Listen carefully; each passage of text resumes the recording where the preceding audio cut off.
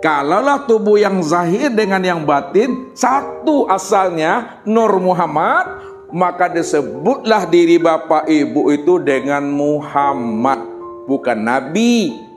Nabi Muhammad dengan Muhammad bedakan bapak ibu, bukan Nabi. Nabi Muhammad dengan Muhammad bedakan bapak ibu. Kalaulah paham bahwa Muhammad, Asia Muhammad tuh, Muhammad itu adalah wujud diriku, kata Allah.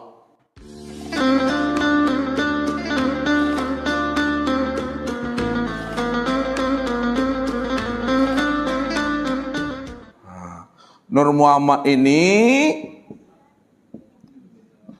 kezohiran untuk memandang wujudnya Allah.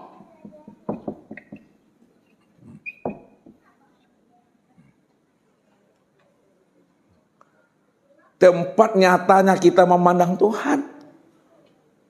Kalau tidak ada Nur Muhammad, tidak zahir Nur Muhammad, tidak wujud Nur Muhammad, maka Allah itu tak bisa dikenal bapak ibu, belum bisa disaksikan, belum bisa dilihat.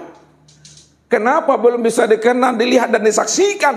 Karena ketika itu dia masih disebut dengan batin. Disebut namanya dengan batin. Batin itu jangan diartikan tidak ada. Dia ada, namun belum bisa dilihat, belum bisa dikenal. Maka yang batin inilah yang disebut bahasa lainnya, diterjemahkan dalam bahasa Indonesianya, ini yang disebut namanya dengan kosong. Ini yang disebut namanya dengan hampa. Ini yang disebut namanya dengan tiada. Tiada, hampa, dan kosong itu sebenarnya adalah batin. Lalu bagaimana dirinya yang kosong, dirinya yang hampa dan tiada, bagaimana diri yang batin itu bisa dikenal, bisa dilihat, bisa disaksikan? Maka ketika itulah dia mentajalikan dirinya berupa nur. Nur itulah yang disebut namanya dengan Muhammad. Dia mentajalikan dirinya berupa nur. Nur inilah yang disebut namanya dengan Muhammad. Sedangkan Nur Muhammad yang asalnya adalah tajalli daripada diri yang batin, semuanya sudah menjadi langit dan bumi. Ini yang Allah maksud. Allah nurus samawati wal ard.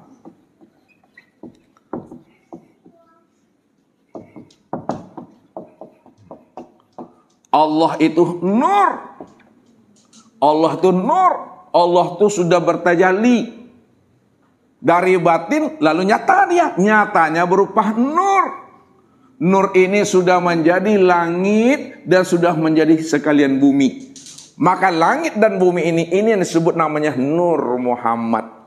Kesempurnaan tajalinya Allah kepada nur. Nur sudah menjadi langit dan bumi, maka sempurnalah wujud nyatanya tajali Allah itu yang disebut namanya dengan insan. Insan inilah kesempurnaan memandang Muhammad itu. Makanya Allah katakan, al-insanu siri wa ana sirrahu.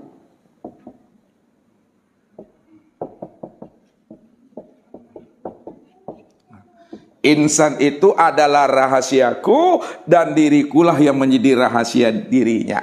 Siapa yang kenal dengan rahasia dirinya, siapa yang paham dan mengerti akan rahasia dirinya, pasti dia kenal akan aku, kata Allah. Karena akulah sejati dirinya. Maksudnya, kalaulah diri Bapak ini adalah rahasia Allah, itu sesungguhnya diri Bapak Ibu inilah nyatanya, zahirnya Allah itu. Jadi pandang Allah, saksikan Allah pada diri sendiri. Karena diri sendiri inilah tempat memandang zahir nyatanya Allah itu. Tapi Bapak Ibu bukan Tuhan. Diri Bapak Ibu bukan Allah. Walaupun kita punya diri, tapi diri kita bukan kenyataan diri kita. Walaupun kita ini wujud, tapi wujudnya kita bukanlah kenyataan diri kita. Walaupun kita disebut namanya orang oleh orang, tapi orangnya kita bukanlah kenyataan wujud diri kita. Kalaulah diri kita bukanlah diri kita, orang itu bukanlah nyatanya diri kita, lalu siapa orang, siapa diri kita? Orang dan diri kita ini tidak lain adalah ainullah, nyatanya Allah, wujudnya Allah. Kalau sudah nyata Allah, sudah wujud Allah, perlukah Bapak Ibu untuk mencari-cari Allah lagi? Tak perlu Bapak Ibu. Kata mencari itu sebelum kita berjumpa dan bersua dengan yang dicari.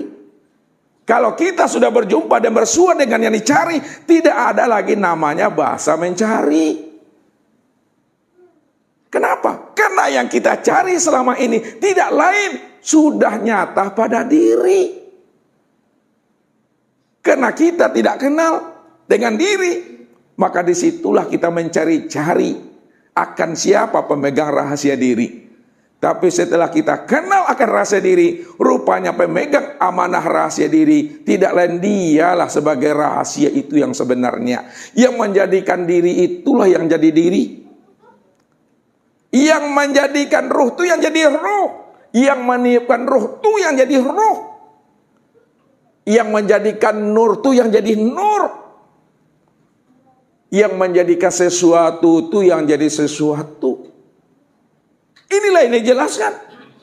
Subhanallazi khalaqal asya wa huwa ainuhu. Maha suci Allah yang menciptakan segala sesuatu padahal dia nyata pada sesuatu. Maha suci Allah dari segala sesuatu padahal dia yang jadi sesuatu itu. Maha suci Allah yang menciptakan segala sesuatu padahal dirinya lah yang dikatakan sesuatu itu dalam bentuk rupa yang berbeda, dalam bentuk wujud yang lain. Wujud yang berbeda, rupa yang lain. Itu tiada lain aku, kata Allah. Disitulah letaknya aku berselindung di dalam terang. Disitulah rahasia aku dikatakan gaib. Disitulah diriku disebut maha gaib. Walaupun aku gaib dan maha gaib, tapi gaibnya aku sudah nyata dan wujud pada segala sesuatu. Karena segala sesuatu itu, itulah kewujudan dan kezohiran diriku yang gaib itu. Maka orang yang kenal, yang bisa mengenal dan menyaksikan akan diriku. Yang tidak mengenal akan diriku, maka dia tetap memandang aku dalam pandangan hatinya. Dan akal pikirnya, aku tetap selalu gaib dalam pandangan dirinya. Inilah orang yang buta, kata Tuhan. Padahal dirinya itulah kenyataan aku. Padahal wujud dirinya itulah wujudnya aku. Jadi selama mereka itu masih ada keakuan dirinya, selama mereka itu belum hapus dirinya, selama mereka itu belum fana dirinya, maka selama itu pula lah dia tidak akan pernah mengenal dan menyaksikan aku yang nyata pada dirinya, padahal dirinya itu adalah diri aku. Dirinya tidak ada, yang ada aku. Kalau aku cuma yang ada, maka dirinya itulah aku, Tuhan. Inilah belajar kita mematikan diri. Kalau kita sudah mati diri kita, maka yang hidup itu hanya Allah, Bapak Ibu. Kalau Allah cuma yang hidup, maka yang melihat itu dia, yang mendengar dia, yang berkata dia, yang mengetahui dia, yang berkuasa berkehendak, yang wujud juga dia, Bapak Ibu. Karena dialah yang wujud secara mutlak itu, yang lain tidak. Ini namanya telah selamat. Ini namanya diri yang salim. Ini namanya diri yang telah berjumpa. Ini namanya diri yang telah bersua. Jadi bertemu, bersua dan selamat itu Bapak Ibu jangan dipahami setelah kita mati. Ya. Sebelum mati, sebelum ajal, itu maksudnya menemui akan sejati diri. Kalau kita sudah menemui akan sejati diri, tidak lain adalah Allah. Ketika itu diri kita sudah mati dah tuh. Ya, sudah mati. Fana maksudnya sudah hilang diri kita ini. Inilah yang dikatakan oleh Allah. Musa, Selama diri engkau itu masih wujud, selama dirimu itu masih hidup, maka selama itu pula kamu tidak akan pernah mampu memandangkan diriku, kata Allah. Tapi apabila dirimu telah fana, dirimu telah mati, maka baru kamu mampu memandangkan diriku. Karena Musa itu orang syariat, Bapak Ibu, kuat, kental untuk memikirkan akan Tuhannya. Kalau aku belum mengenal dan menyaksikan akan dirimu, ya Allah, bagaimana aku akan bisa mengenalkan dirimu kepada umatku, padahal aku sendiri belum mampu menyaksikan akan dirimu, ya Allah. Oleh karena itu, ya Allah, supaya aku mudah mengenalkan dirimu, ya Allah, kepada umatku, maka wujudkanlah dirimu, ya Allah, supaya aku bisa lihat. Musa itu ingin memandang Tuhan, ingin melihat Tuhan dengan akal pikirnya, dengan matanya. Ya nggak bisa, Bapak Ibu. Makanya ketika itulah Allah mengatakan, falamma tajalla rabbuhu lil jabal ja'alahu dakka Musa wa khara sa'iqa. Maka tatkala Allah mentajalikan dirinya, Allah menampakkan kezohiran wujud dirinya kepada gunung Tursina, maka gunung Tursina itu hancur dan Musa pun pingsan, Bapak Ibu. Falamma afaqa qala subhanaka tubtu ilaika wa ana awalul mu'minin. Ketika Musa itu telah sadar dari pingsannya, ketika itulah Musa mengatakan, tubtu ilaika, aku tobat ya Allah. Selama ini aku memikirkan engkau ya Allah, sesuai dengan pikiran aku ya Allah, sesuai dengan imajinasiku ya Allah. Rupanya selama aku berimajinasi, setelah aku melihat akan dirimu ya Allah, rupanya berbeda jauh sekali ya Allah, sebelum aku mengenal dan melihat akan dirimu ya Allah. Tubtu ilaika, aku taubat ya Allah. Wa ana awalul mu'minin, akulah orang yang pertama kali beriman, menyaksikan akan kewujudan yang nyata pada alam dan nyata pada diriku ini ya Allah. Apa maksud ayat itu, Bapak Ibu? Maksud ayat itu, Bapak Ibu, yang disampaikan Allah kepada Musa. Musa, kalaulah dirimu telah hapus dan bukit Tursina telah hapus, itulah maknanya bukit Tursina itu hancur. Itulah maknanya dirimu itu pingsan. Maka hapuskanlah alam dalam pandang hatimu, dan hapuskan pula dirimu di dalam rahasia hakikat dirimu. Ketika alam telah hapus dalam pandangan hatimu, maka itu maknanya hancur alam itu, hancur gunung itu. Tapi ketika dirimu telah hapus dalam pandangan hakikat rahasia dirimu, ketika itu dirimu pun pingsan. Pada saat kamu sadar dari pingsanmu, di saat engkau sadar dari kefanaan dirimu, ketika dirimu tidak ada, maka disitulah kamu paham dan mengerti yang ada itu aku. Bukit Tursina itulah nyatanya diriku. Dirimu juga nyatanya diriku. Maka hilangkanlah segala yang wujud dalam pandang hatimu, maka nampaklah aku, bahwa segala yang wujud itu tidak lain adalah diriku. Hilangkanlah segala sifat yang ada dalam dirimu dan sifat yang ada di luar dirimu, maka nyatalah sifat aku pada dirimu dan di luar dirimu. Karena yang berwujud dan bersifat itu tidak lain adalah aku. Jadi maknanya, Bapak Ibu, adalah fana. Fana itu, sadarilah diri kita bahwa diri kita tidak berwujud, diri kita tidak bersifat. Kalau diri kita tidak punya wujud dan tidak sifat, maka yang punya wujud dan sifat itu hanya diri Allah semata-mata. Ketika itu telah teranglah Allah itu, telah nyatalah Allah itu, telah jelaslah Allah itu pada segala yang wujud. Karena segala yang wujud itu adalah bentuk rupa akan dirinya sendiri. Namun bagi orang yang telah sampai, orang yang telah sampai pemahaman, mengenal dan menyaksikan Allah, ketika itulah dikatakan oleh Rasul, man arafallahu kala lisanahu.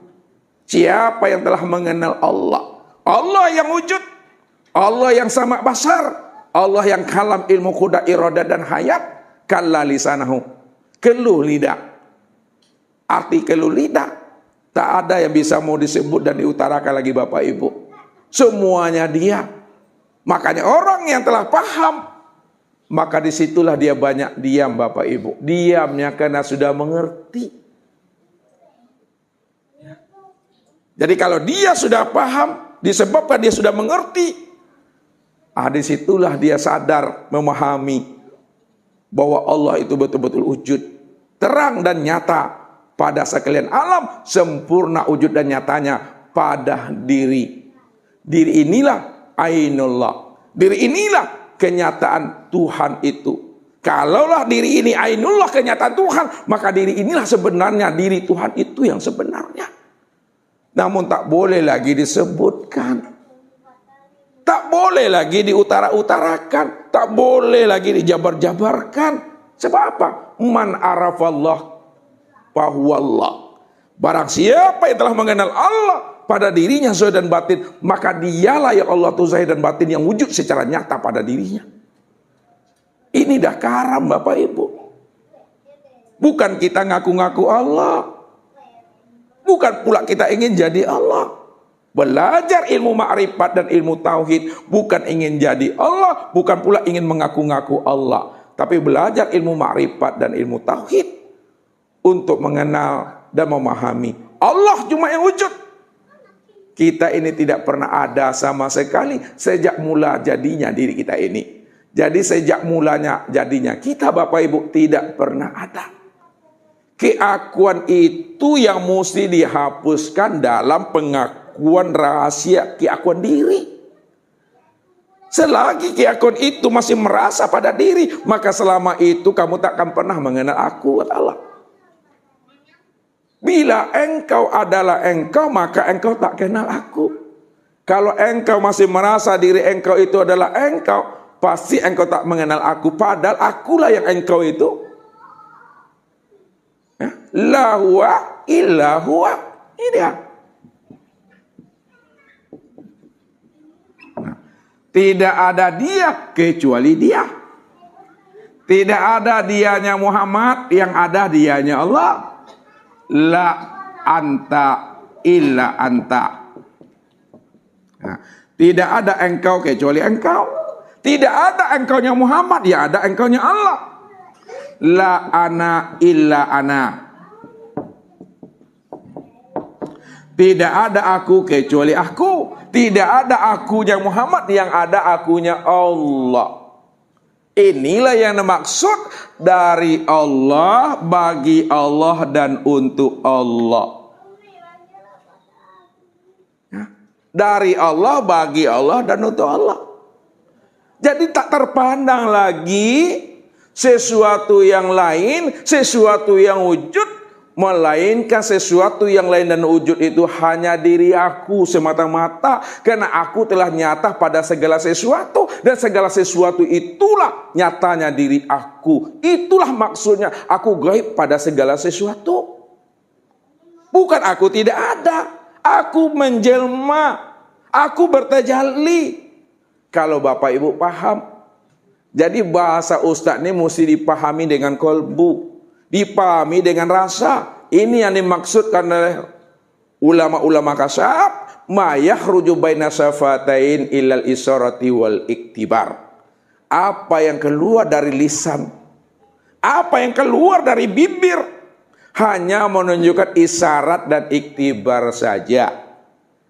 Jangan dibaca, dipahami apa yang dibaca, apa yang disuarakan, tapi pahamilah makna yang tersirat di balik apa yang diungkapkan itu.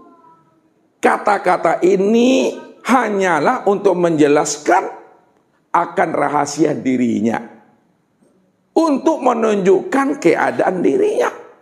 Kalau tidak ada kata, tidak ada bahasa, bagaimana kita akan menjelaskan akan rahasia dirinya? Padahal dirinya tidak bisa dijelaskan dengan kata-kata. Walaupun dirinya bisa dijelaskan dengan kata-kata, tapi ambillah hikmah di balik kata-kata itu. Kata-kata itu maksudnya untuk menjelaskan keadaan dirinya yang sebenarnya. Maka menjelaskan bahasa hakikat dengan bahasa syariat sangat sulit Bapak Ibu. Sulit sekali menjelaskan bahasa hakikat itu dengan bahasa syariat. Tapi ambillah hikmah dan iktibarnya, ambillah contohnya. Itu yang kita mesti pahami. Makanya Allah mengajari manusia itu dengan kias. Allah mengajari manusia dengan perumpamaan. Dan Allah mengajari hewan dengan cambuk. Makanya Allah bilang, apalah ta'qilun, apalah tatafakkarun. Jadi kita menelusuri akan diri itu. Ya. Jadi kalau benang Bapak Ibu, ya, kalau benang sudah jadi baju, perlukah namanya baju mencari-cari benang lagi Bapak Ibu? Tidak perlu lagi. Kenapa nggak perlu? Karena baju itulah yang benang itu. Ya, kalau benang sudah jadi baju Bapak Ibu, wah, tak perlu baju itu mencari benang lagi. Karena baju itulah sesungguhnya yang benang itu. Itu maksudnya. Kalau kita ingin melihat benang, lihatlah kepada baju. Siapa yang sudah memandang baju, udah terpandang dan terlihat namanya benang itu. Kalau kita ingin mengenal, menyaksikan akan diri Allah, pandanglah kepada nur. Nur itu sudah menjadi sekalian alam. Nur itu sudah menjadi batang tubuh dan ruh. Kalau kita sudah bisa memandang nur pada sekalian alam, pada sekalian batang tubuh, maka sudah samalah kita memandang Allah. Tak perlu Allah dicari-cari lagi. Karena sekalian alam, sekalian batang tubuh. Inilah nyatanya memandang diri Allah. Jadi memandang diri alasamu memandang Tuhan. Karena diri inilah tempat nyatanya memandang Allah. Siapa yang sudah memandang baju, dah sama memandang benang. Karena baju itulah kenyataan benang itu. Makanya jangan pisahkan baju dengan benang. Jangan ceraikan benang dengan baju. Apa kata benang? Baju, kemanapun kamu diletakkan, dilipat, disimpan, digantungkan, digayutkan, aku tetap selalu beserta dirimu. Karena dirimu adalah rahasianya, itu adalah diriku. Makanya diriku tak akan pernah berpisah cerai dengan dirimu. Itulah makna wa huwa ma'akum aina ma kuntum. Kalau aku sudah menjadi rahasia dirimu, maka kemanapun dirimu, aku tetap hadir selalu beserta dirimu. Karena akulah yang menjadi rahasia dirimu. Tidak pernah berpisah cerai. Maka jangan pisahkan Allah dengan insan. Jangan ceraikan insan dengan Allah. Tidak bisa dipisah ceraikan Bapak Ibu. Contoh aja lah Bapak Ibu. Gulo lah tahu gulo. Mungkinkah gulo dengan maninya ke siko pisah aku maninya aku gulonya? Enggak. Jadi maninya di mana tak ya? Di gulo tuh. Enggak berpisah gulo dengan mani dah. Maninya siko, gulonya siko. Tak amuh dia Bapak Ibu. Tak amuh. Satu dia. Zat dengan sifat tidak pernah bisa bercerai Bapak Ibu. Zat, ini sifat. Zatnya di sini, sifatnya di situ. Tidak pernah bercerai Bapak Ibu. Zat tahu artinya zat. Zat ini diri. Sifat, kelakuan. Pernahkah berpisah diri dan kelakuan Bapak Ibu? Tidak. Satu esa tuh. Ini yang mesti diesakan. Ya. Dua yang tiada berbeda, dua yang tiada berlainan, dua yang tiada berpisah. Satu wujudnya tidak boleh dipisah-pisahkan. Makanya siapa sifat, siapa zat? Kalau ingin tahu ini. Sifat ini yang disebut namanya Muhammad. Zat itu yang disebut namanya Allah. Maka Allah dengan Muhammad tidak pernah bisa bercerai Bapak Ibu. Muhammad dengan Allah tidak pernah bisa berpisah. Itulah maksudnya wa huwa ma'akum aina ma kuntum. Hei Muhammad, dimanapun kamu berada, aku juga beserta dirimu. Karena dirimu itu aku yang dirimu. Dirimu nggak ada Muhammad, aku yang dirimu. Jangan kamu merasa dirimu yang ada. Inilah yang dimaksudkan Allah itu. Kif ya Muhammad ana rabbaka usolli. Berhentilah engkau yang mengatakan engkau yang berdiri dalam sholat Muhammad. Yang ruku, yang i'tidal, yang sujud dan duduk. Ana rabbaka usolli. Akulah Tuhanmu yang usolli, yang sholat itu kata Tuhan. Ini yang dimaksud. Wa ni'buduni hadza siratim mustaqim. Akulah yang menyembah dan memuji-akan diriku sendiri. Inilah jalan yang lurus. Inilah jalan yang benar. Jadi memandang, menilik Allah itu pada diri sendiri. Ini yang disampaikan Nabi. Man talabal maula bi ghairi nafsin faqad kafara. Barang siapa ingin mencari dan menemui Allah keluar daripada dirinya, maka dia tidak akan pernah bisa bertemu dan bersua. Padahal Allah itu sudah nyata pada dirinya. Padahal Allah itu telah wujud pada dirinya. Padahal dirinya itulah yang dirinya Allah. Cuma mereka itu masih dalam keadaan buta, kata Allah. Jadi kalau udah buta, kata Allah, bagaimanapun Bapak Ibu ingin menyampaikan hal yang hak, babui-bui muncung Bapak Ibu dah, leto muncung. Ayangnya tetap juga nak mengerti. Ayat sampai nehi. Ini yang dikatakan Allah. Wa in taduhum ilal udah fala yahtadu iza abada. Berbusa-busa pun mulutmu, berbui-bui mulutmu menyampaikan yang hak, yang kebenaran itu, maka dia tetap tidak akan pernah paham dan mengerti. Kenapa? Karena hatinya itu betul-betul hati yang telah mati, kata Tuhan. Nah, jadi hati yang mati itu hati yang telah tertutup, itu khatamallahu ala qulubihim. Mungkin itu saja Bapak Ibu yang dimuliakan Allah. Jadi telusurilah kembali akan diri kita ini sebagai kesimpulannya. Nah, ya, sebagai kesimpulannya bahwa diri yang jasmani, ya, yang asalnya tadi, ya, kalau dirinci ini adalah dari tanah. Tanah asalnya daripada air, air asalnya daripada angin, angin asalnya daripada api, dan api itu asalnya adalah Nur Muhammad. Nah, maka yang zahir bernamalah Nur Muhammad. Sedangkan yang batin ruh ini juga asalnya Nur Muhammad. Kalaulah tubuh yang zahir dengan yang batin satu asalnya Nur Muhammad, maka disebutlah diri Bapak Ibu itu dengan Muhammad, bukan Nabi. Nabi Muhammad dengan Muhammad bedakan Bapak Ibu. Bukan Nabi. Nabi Muhammad dengan Muhammad bedakan Bapak Ibu. Ya. Kalau Bapak Ibu sudah tahu asal kejadian diri Bapak Ibu yang zahir dan yang batin adalah Nur Muhammad, maka Muhammadlah diri Bapak Ibu tuh. Baik jantan maupun betina, Muhammad gua. Kalaulah paham bahwa Muhammad, Asia Muhammad tuh, Muhammad itu adalah wujud diriku, kata Allah. Itu yang dikatakan Allah. Muhammad itu bayang-bayangku, akulah wujud bayang-bayang itu.